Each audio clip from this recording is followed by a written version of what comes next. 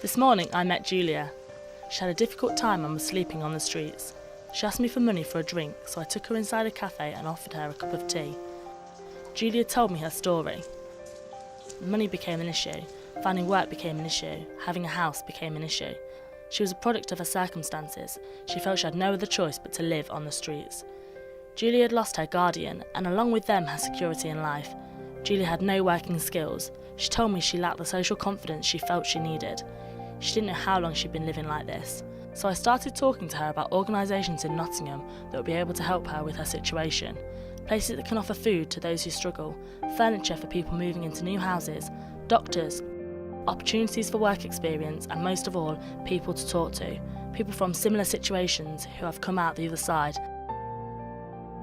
Hope Nottingham is a Christian charity we set up in 2010.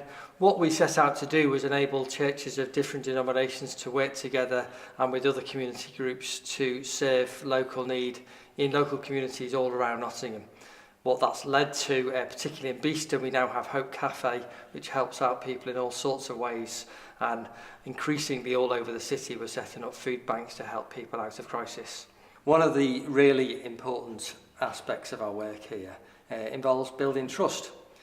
It's one of the most essential things really. When somebody comes for a food parcel or for a free breakfast or whatever, it matters so much that they get a really warm, positive welcome that's non-judgmental, that makes people feel happier about themselves than perhaps they were previously, that somebody actually cares.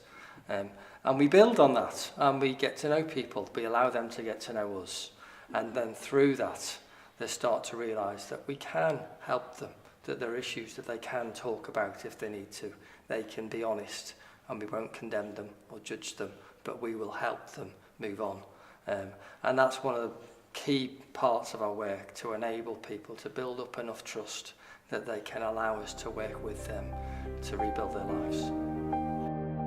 I came to Nottingham 27 years ago, now 26, and I had 2 children and a black bag of clothes. So I know they'll come to me and go, do you know where I can get so and so? And I'm like, yep. We've got a request for a family this morning. And then what you see here, so I make up boxes for a family of 8, so it's 8 plates, 8 cups, all the cutlery sets. And we've got a family drop-in on a Thursday. And it's just games and stuff. But now we've started to take a rack out with clothes. So it's woolies, coats, warm jeans, shoes, trainers, suits for interviews, suits for funerals, warm bedding. We put out a request for pots and pans. I've never seen so many pots and pans, and frying pans. Towels, because people come in and they have baths and showers and stuff. Our work is growing really fast, mainly because of the need. We're racing to keep up with more and more people that we're finding across the city who need help on a daily basis.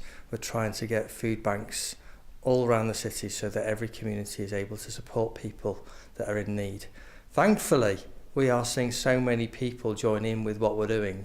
Volunteers, people donating food, money, sometimes in what seems to be small ways, but every little donation of cash or tin of soup or half an hour of time makes a massive difference. We still need more because we're encountering more and more need. We would love more people to get involved in what we're doing, so please do get in touch.